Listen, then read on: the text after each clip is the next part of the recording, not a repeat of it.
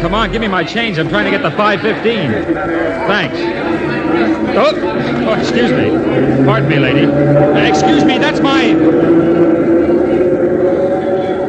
All right, so it's not the 5.15.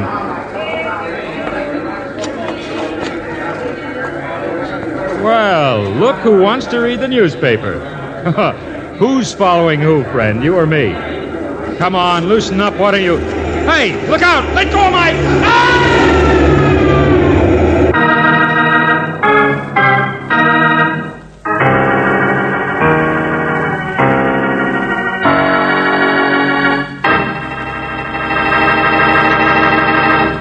And so instead of making the 5:15, Jerry Mace caught the Heavenly Express.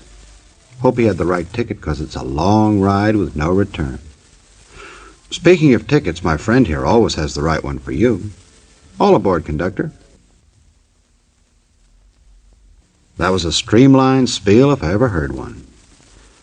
Now let's see if we can find out what caused Mr. Mace to do a jackknife onto the railroad tracks. It's Jerry Mace. Yeah, that's who it is, all right. Or was. One of my boys who went out to get the body said he thought he recognized him. Thought he was a friend of yours, Valentine. That's why I got you down here to my office so fast. Wait a minute, Lieutenant Johnson. Didn't he have any identification?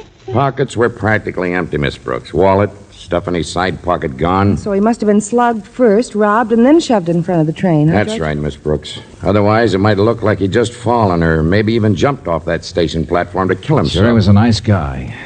But you don't have to beat around the barn to prove it was murder. What do you mean? He just got a new job a couple of months ago. Private investigator for the Independent Insurance Company. For what? Yeah, you heard me. Was anything at all left in his pockets? Handkerchief, couple of theater stubs. Things are over there. He used to carry a blue notebook, George, remember? That he'd write up his cases and... Jefferson theft case. Ah. I remember now. Insurance bulletin.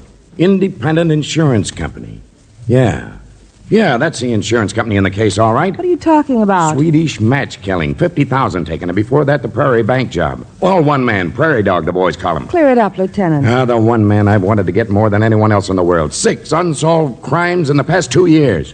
One of them a murder. Each time by the same guy. Dumb crimes.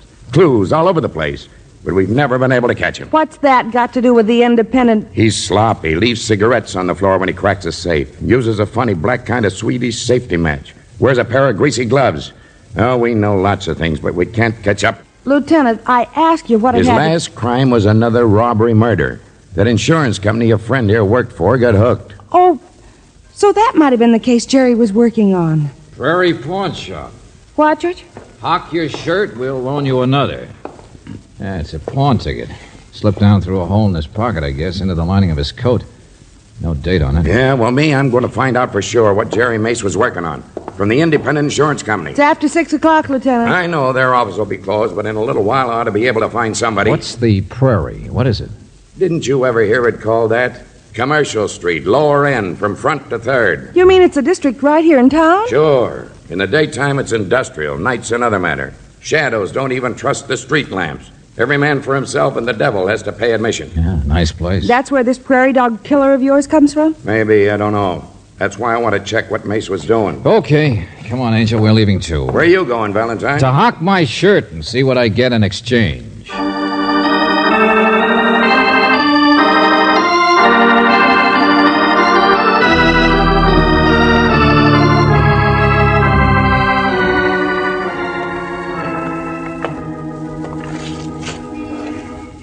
Closed. George, the shop's closed. Yeah. Anyway, I don't understand why you're so interested Angel, why would Jerry hock anything? He's always had all the dough he needs. Oh, well... Unless he was interested in the place. Or unless it was somebody else's ticket he picked up for some reason. Or unless this place had some connection with the murder. $60 a month. What in the... You want it or don't you? Utilities paid until the 5th. 60 in advance, and I won't take a check. If you don't want it, loiter somewhere else. I'm nervous about the plate glass. Want what, for heaven's sake? I own the building. What do you think? I'm out walking for my constitution? Hold it, brother. The hock shop here is for rent? Yeah, tenant just closed up today. Name was Felix. Very substantial citizen. Always paid in advance. Can't you read the sign? Here. Yeah, George. Out of business. Door to let. Yeah, we didn't notice. All right, now you do. Think you want it? Let me know. Choice location. Yeah, sure. Well, George, at least this is one lead you can cross off your... What's the matter? I read you the sign. I'm reading between the cracks. What? Yeah, there's a light between the cracks. Premises aren't quite empty yet. Let's try one of the side street doors.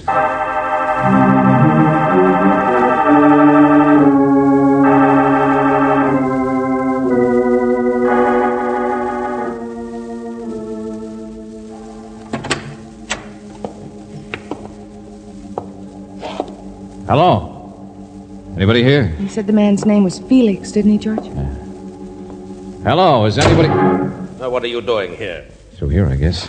We're just... Shh. Come on, stop blowing your nose. Talking to somebody else. Yeah. Take it easy.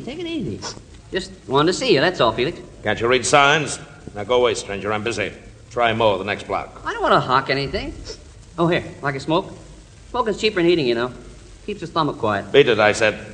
You want a handout? Stick to soup kitchens. I've got an inventory to take. Please, Felix, listen. They tell me, somebody says you loan money on things. What do you think a hock shop does? Bake donuts? Yeah, but I mean... Stranger, for the love... Oh. What have you got? Wristwatch. Yeah, let me see it. Yeah, my grandfather gave it to me. Wonderful man. Pretty valuable, don't you think? George. Yeah, Brooksy, watch this. Your grandfather, huh? Only, of course, it's a lady's wristwatch. I know. Guess he must have bought it for my grandmother, don't you think? Piece of junk. But all right, come out back here a second. Oh. Pieces of junk are worth something sometimes, though, don't you think? You see, Your name, Felix? Yes, that's right. What is this, open house? Well, we want to see you, that's all. I know, everybody does. I'm out of business at the side door, too. if you gentlemen wish to discuss something, I'm... No. Give me that thing. And you stick around, tall boy. Sit down, sister. I'll only be a minute. Oh, really? I could come back on Give it to somebody- me, I said. Yeah. Get it here in the light.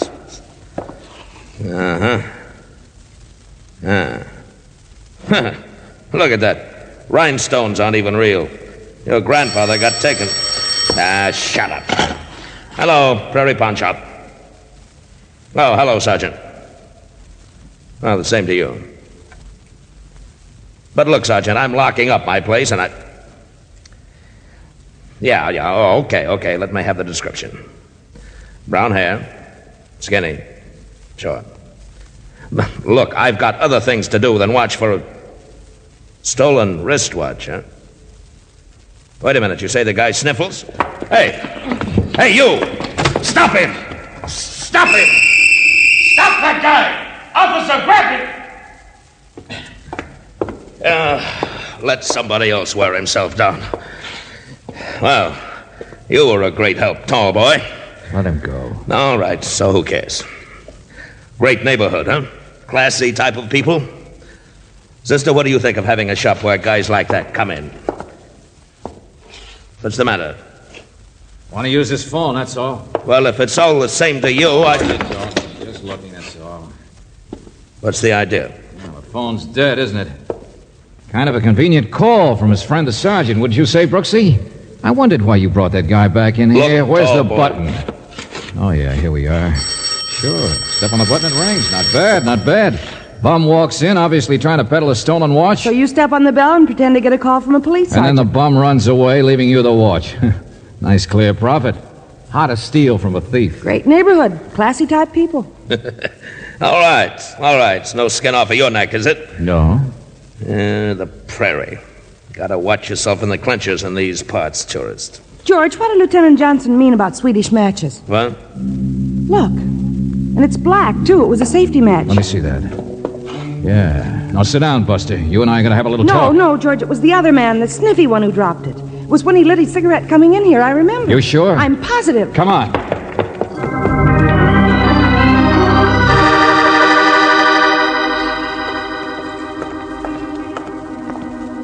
Headed up the alley, Valentine, but I cut him off. Chased him 3 blocks since Felix gave his yell, but I lost him. Hey, listen, there's another cop's whistle. They must have got him on the next street. Oh, no, they haven't. He cut down this side, then ducked in someplace just a second ago before... He's killing him! He's killing him! Through here, back of the barber shop. Yeah. You like a shave, huh? Well, I'll give you a shave. Close to the skin from Tony, huh? I'll show you coming into my shop. There he is. He's got him.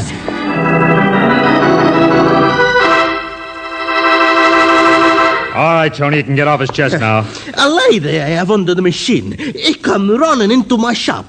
She could pull her hair out by the root. He was just trying to find a way through the alley, I guess. Oh, I catch him. Tony catch him. I chase him. First he tried to fight me. Stop waving that razor I around. could have sliced his ears. All right, we said. Come on. On your feet, Sniffy. Thanks. Yeah, much obliged. Oblige, he says. Oh, hey, look, mister. I didn't steal no watch. I didn't do nothing. Oh, assault, battery, trespassing, scaring to death a woman under the machine. Keep your shirt on, Tony. There's probably a reward for catching prairie dogs. What? What are you talking about? I'm getting out of here. Oh, no, you don't. Yeah, that's better. Yeah, Sniffy. We'll forget the watch. You're under arrest for what's called suspicion of murder.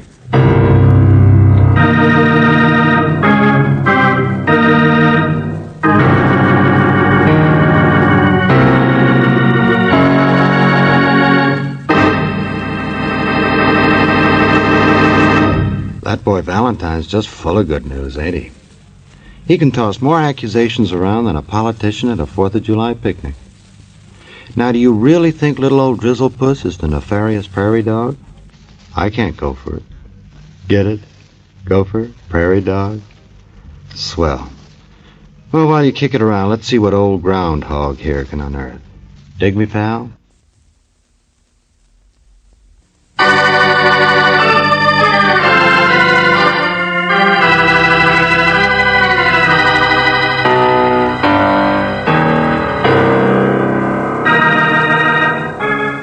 Say, do you remember when you were a kid how you liked to put pennies on the railroad track just to see what would happen when the choo-choo train ran over it? Well, there's a character around town called the Prairie Dog who has, shall we say, modernized this little prank. Instead of using pennies, he started using people. And you know what happened? It worked. However, this does not set well with George Valentine, as he figures it will give the railroads a bad name if they have to start putting body catchers instead of cow catchers on the front of locomotives. So, he sets out to do something about it. So far, all he's been able to find is a little sniffle-nosed character who's long on alibis and short on handkerchiefs. Meanwhile, the cops are busy, too. Bless their little hearts. There, you see that? File we've drawn up on all the prairie dog cases. Let's see. That same kind of match has been found in every single one of them. Why, I wonder? Because the guy's dumb, Miss Brooks. Also because he smokes. Big logic. No, look there. Each one was a robbery that took some time. Makes sense? Yeah. In one, a safe was blown, and another, a combination was worked out. Well, is Sniffy a clever enough man to... Guy gets nervous. He smokes while he works. Grinds his cigarettes out into the floor. Here. Like that. Always the same way. Oh, the janitor will love you. You can't buy those matches in stores. Try it sometime. Sniffy's cigarette was the same brand, too. Cheap, but not too popular. I didn't see any greasy gloves on him. That friend of yours, Jerry Mace, who got killed, was definitely working on finding the prairie dog. His office said he was working on a hot lead today, but they didn't know what it was. You'll have to say more than that, Lieutenant. Before you'll buy that it was probably the guy he was after who killed him, right? Mm-hmm. Well, Sniffy can't offer a single explanation as to where he was at the time of any one of the prairie dog crimes. Also, we've already turned up a witness who says he saw Sniffy on that station platform this evening when Mace was killed. Why didn't you say so in the first place? How good a witness? That's why I didn't. For skeptics like Valentine, I'm waiting to get some more witnesses so I can... Come on, let's get down and see Sniffy, huh? All right. If you don't believe me, watch him hammer the nails in his own coffin.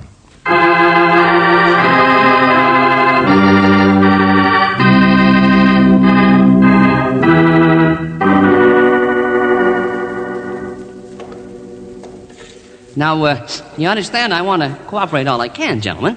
Just a simple misunderstanding. Oh, I don't blame you. I know how these things can happen. Why'd you steal that wristwatch you tried to sell to Felix, Sniffy? Yeah, I'm glad you asked me, because I've been trying to explain to this other gentleman. Can it? Valentine, we can't find any record of it being stolen. Well, of course you can. See, my grandfather... Canada said. Yeah, well, I just want you to understand. Now, I have stolen things before. I've even been to jail for it. I certainly wouldn't do a thing like that again. Ah, so you've got a record, too, huh? Oh, yeah. Yeah, they'll find it out sooner or later. I might as well be honest, don't you think? Just like that business of the station platform, it's suddenly occurred to me that I was there this evening. Oh, is that so? Yeah, it was just hard for me to remember. Oh, not that I was there when any murder took place, but, well, I find the interurbans a very cheap place to sleep, and there are always plenty of newspapers to read, and so you see, I generally am at almost every station in town every day. Speaking of coffin nails, Johnson. Oh, would you like a cigarette? Excuse me. Of course. Oh, thanks. New brand, huh? New matches, too. I only want to be helpful, that's all. Hold it. Where'd you get these? Didn't they take his stuff away from him, Johnson, when they dressed him in the faded suit? Oh, I suppose one of the Yeah, guards... let's see. Get away from me. Those are mine. You can't... Sort of full pockets you wear, Buster. Cut it out, Snippy. Candy bar, package of gum. Well, none of that stuff was worth more than a few cents. Not any of it. The man's got to be comfortable, doesn't he? Where'd you get it? Yeah, even a cigar. A what? Hey, that's mine. That's one of my cigars. A very good cigar, Lieutenant. I meant to thank you. But how in the love of... Our friend here's a pickpocket, Johnson. Simple as that. The big suspect. Oh, for Pete's... Of course, none of it's worth more than a few cents. You see, I've mended my ways. I wouldn't touch anything valuable. Telephone for you, Lieutenant. Yeah. Kill this guy for me, Valentine. Is it wrong for a man to like his little comforts? You took this stuff from the guards, huh? From anybody who's been near you, right? Well, perhaps. Just like the Swedish matches and special cigarettes you might have taken from anybody. Well, it's an embarrassing thing. But who? Come on, remember. Where'd you get those matches? I wish I knew. He might have been anybody, I guess. Anybody I bumped against. Oh, brother. Oh, Felix himself, I suppose. Come to think of it, a man like Felix is much more the criminal type. Shut up. What? Go on. We're letting you out of here. You've given me enough bad ideas for one night. Felix isn't the prairie dog. I can tell you that right now. Well, I was only... Because Felix happens to be dead. Murdered.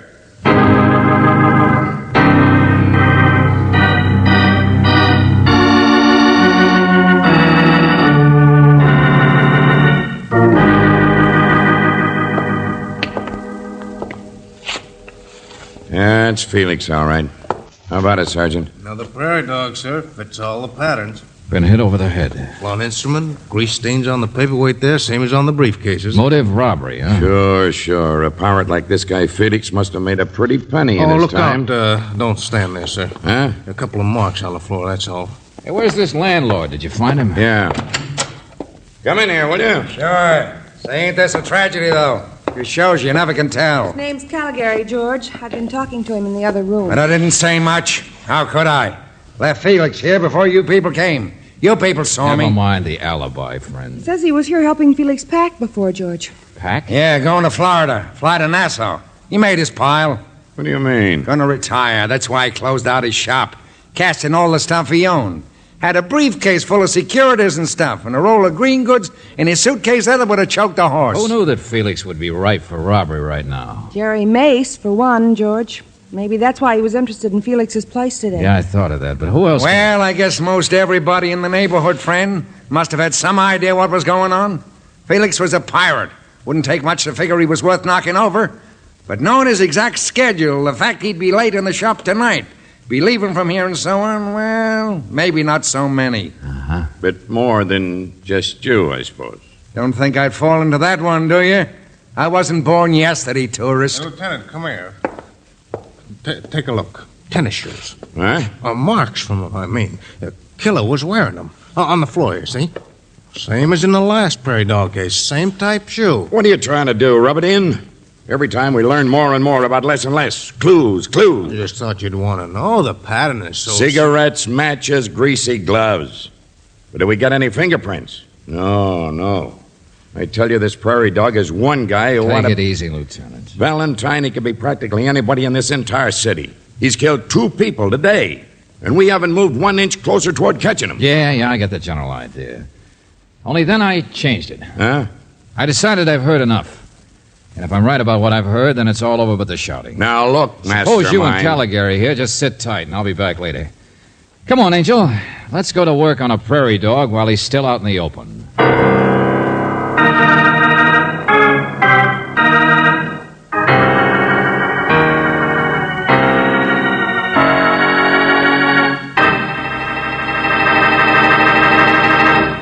I wonder what George will use to dig up a prairie dog. Could be a shovel, maybe. I know what I'd use. A spade. Sam's spade. Not that I haven't confidence in Valentine, mind you. I do. Just like I have confidence in what my friend here has to say to you.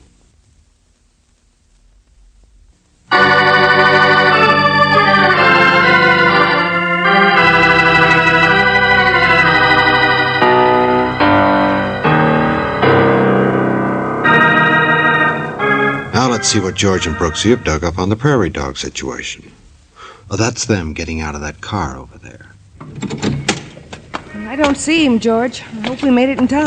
Yeah, well, he had to change his clothes again. If he's not here, I don't know where we'd ever find him. Yeah, coming down the other steps. Hello, Sniffy. Ah, evening, miss. Well, welcome to the fresh air. No, wait, I need your help. Oh, sure. Yeah, some things I'm pretty handy at. Well, it's just helping my memory, that's all. Wish I had one. You know, I walked into this case because a friend of mine was killed by the prairie dog. He was getting too close, I guess. In fact, from the location of that railroad platform, he was probably on his way to see Felix. He'd nosed around there before, so I guess Jerry had practically figured what the next crime was going to be. That so? Or maybe he'd figured how simple all of these prairie dog cases really are. Figured the clues. Figured why the clues were always the same. I don't get any of this, mister. What I didn't figure until now was what it was I walked into myself this evening. When I walked into Felix's place. That's where the memory comes in. Yes, we walked in by the side door, and then we heard Felix moving around, and he spoke, and we thought he was speaking to us. Oh, sure. Yeah, I know. I was there. You see, I had this watch of my grandfather's. Yeah, that's right. But I'm trying to remember what it sounded like when you and Felix walked into the back room. Remember? Two of you coming into the back room, but only one pair of footsteps. His. I don't get it. And I remember the same thing when he pretended to get that phone call and you ran. You didn't make any noise. I don't get it. I suppose you dragged that watch in just so he'd invite you to the back room, where people would be less likely to see when you robbed and killed him. I don't get it. Why don't you say something different? What we walked in on was murder. That's the real reason you ran. Look, you're worse than that lieutenant. I didn't kill Felix. Remember? I was in jail. You weren't in jail when Jerry Mace was killed. Huh? You don't understand why the same clues were always left by the prairie dog. Of course not. You're dumb like everybody else, so it never occurs to you those clues, the cigarettes ground out, the special matches, the greasy glove marks, the tennis shoes, were only to make people think in terms of one man. But suppose the prairie dog is two men, working together. And how to fool people. Not bad. Each would have an alibi one time or another. All sorts of neat ramifications. Huh. That's a pretty word. And you're trying to make something against me just because you think I was wearing tennis shoes. Well, you don't make sense. Look. That's leather. This pair in a city dump. And don't the rest of your memory work? Felix gave a yell, the cops started after me, I've been in jail ever since. This is the same pair I got dragged in with. No spares in my pocket, see? That's why I'm so sure it's you. You've changed shoes. When could I change my shoes? What You had to change them. Your murder of Felix was interrupted by us, and there you were with all the evidence ready for planting. Well, you could save yourself on the matches and cigarettes by that little pickpocket exhibition in jail. But if you'd been caught with the shoes on, they would have hung you. So, I wished a pair of hard ones out of the air, mister. When could I have? So simple it hurts, Buster. Because there's only one person who could be your partner. Only one person you could have given the evidence to so he could go ahead and kill Felix and get you off the hook as well as collect the loot. Only one person you could have run to when you knew the cops had you surrounded and would nab you any second. The guy who caught you. That barber, Tony. Yeah? Is that so? It's the only way it could work, Buster. Just like the only way Jerry Mace could have had his pockets emptied before he was shoved in front of that train.